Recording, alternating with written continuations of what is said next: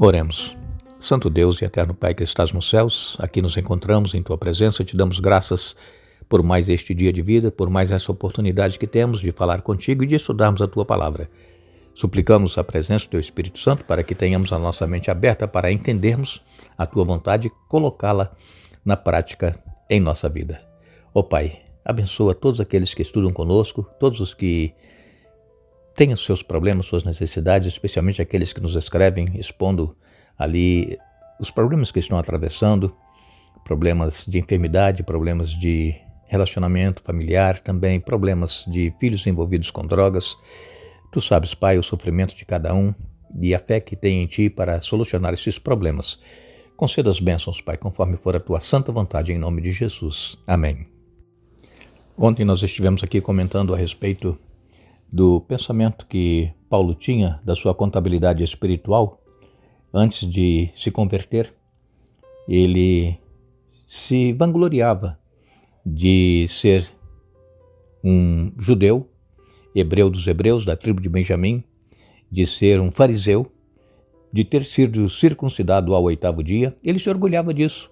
Mas depois que ele se encontra com Jesus, ele muda o seu pensamento, a sua concepção de contabilidade espiritual, e então ele vê que realmente foi uma grande vantagem para ele ter trocado a moeda do judaísmo pela moeda do céu. Paulo agora ele passa a viver para Jesus e por Jesus. E então não devemos deixar que passe desapercebido a ideia central do apóstolo Paulo. Quando ele ia na estrada para Damasco, ele então viveu ali uma troca extraordinária, quando ele abandonou a sua antiga vida que era baseada na lei para experimentar a presença do próprio Cristo. E então, em Filipenses capítulo 3, nos versos 8 e 9, ele diz que para ganhar a Cristo e ser achado nele. Então, Paulo teve um grande lucro. É claro que ele passou a enfrentar grandes problemas, perseguição, prisão, açoites e tudo isso por causa do Evangelho. Mas para ele tudo isso foi lucro. Por quê? Porque agora ele encontrou o verdadeiro sentido da vida, que é Jesus Cristo. Em Efésios, no capítulo 1 e no verso 4, Efésios 1, verso 4, o apóstolo Paulo, ele aqui escreve.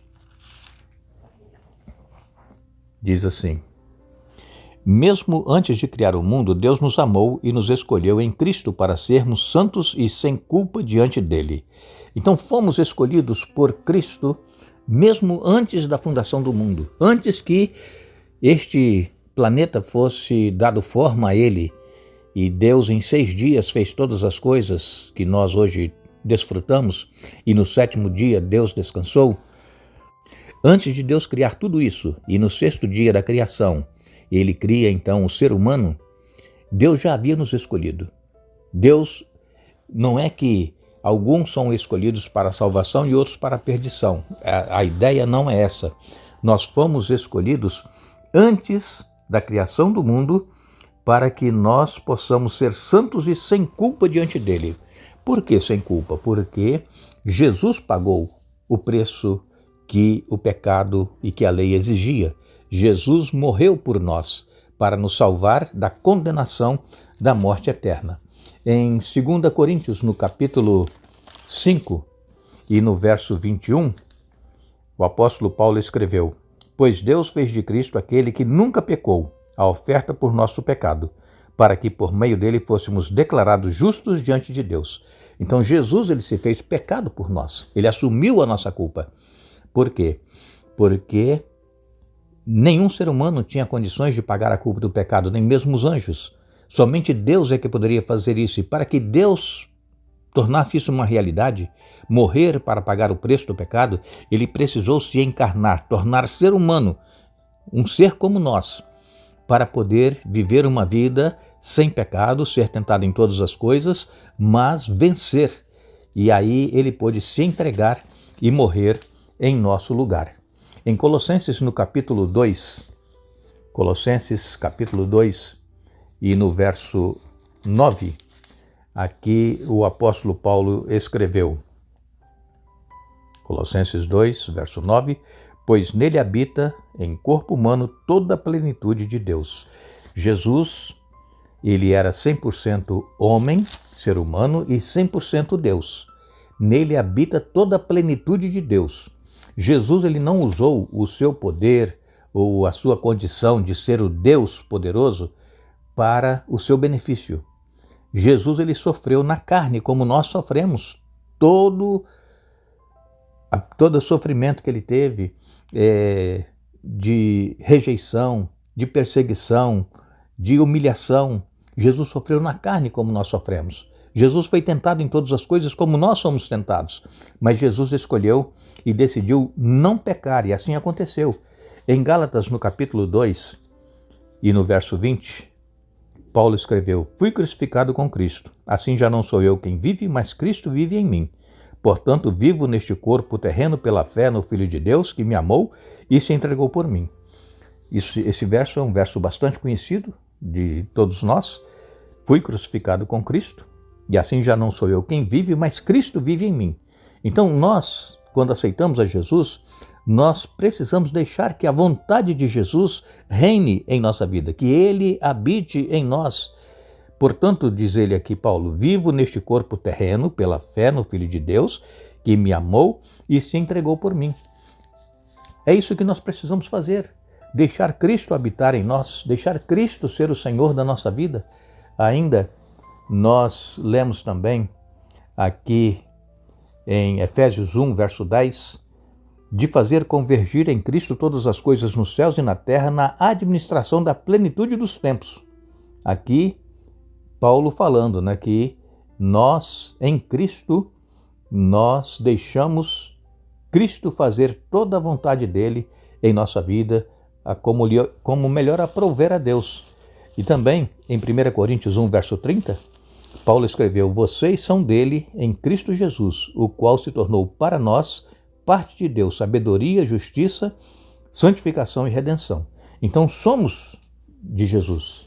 A partir do momento em que nós tomamos a decisão de nos arrepender dos nossos pecados, de nos batizarmos em nome do Pai, do Filho e do Espírito Santo, nós somos de Jesus. E ele se tornou para nós, da parte de Deus, sabedoria, justiça, santificação e redenção. Quando nós falamos em estar em Cristo, isso envolve todos os aspectos do plano da salvação, desde o despertar da nossa compreensão espiritual, que é a sabedoria, até a justificação pela fé, que é a justiça de Cristo imputada em nós. E então, nós nos preparamos para o céu, nos santificando cada dia, procurando fazer as coisas de acordo com a vontade de Deus, e por fim, nós seremos glorificados quando Jesus voltar, e então será a nossa redenção eterna. A salvação é obra completa de Jesus, tanto por nós quanto em nós. É Jesus quem faz. É Ele que realiza o querer e o efetuar segundo a sua boa vontade. E assim, quando nós estamos em Cristo, recebemos tudo o que nós necessitamos. Em Filipenses capítulo 3 e no verso 9, o apóstolo Paulo, ele diz: e nele ser encontrado, não conto mais com minha própria justiça que vem da obediência à lei, mas sim com a justiça que vem pela fé em Cristo, pois é com base na fé em Deus que ele nos declara justos. Antes da conversão de Paulo, ele se baseava na justiça da lei. Ele procurava fazer tudo da melhor maneira possível. E como eu disse para vocês já, ele era zeloso em fazer tudo da melhor maneira possível. E assim eram os fariseus. Agora, na justiça da lei, nós estamos procurando nos justificar a nós mesmos pelo que nós fazemos. Agora, quando nós baseamos a nossa justiça na fé em Cristo, aí as coisas mudam. Todos nós, quando aceitamos a Jesus e passamos pelas águas, somos salvos em Jesus. Salvo para podermos ter uma vida agora nova com Ele, caminhar com Ele e estarmos prontos a sempre fazer a vontade dEle em nossa vida. Aí nós vamos viver pela fé em Jesus, crendo que somente Jesus é suficiente para nos salvar.